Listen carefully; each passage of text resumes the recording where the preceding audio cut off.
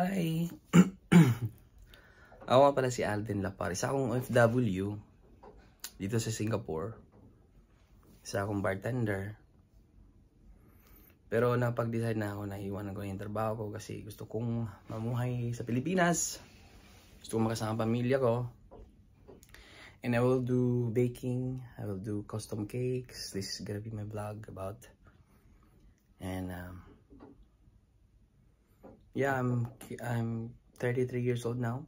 Medyo may edad na. Medyo lang. Pero bata pa yun. Marami pa tayong pwedeng magawa sa edad natin. So gusto ko lang talagang i-fulfill yung pangarap ko sa buhay.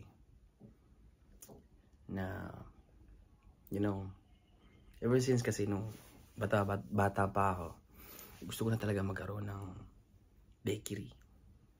So yun gagawin ko. Gawa ko ng bakery. Siguro mag-start muna kami online. And later on, hanap tayo ng pwesto. Nag-base ako ngayon sa Makati. And yeah, update ko lang kayo sa mga susunod kong upload. Papakita ko dito yung mga gamit na binili ko.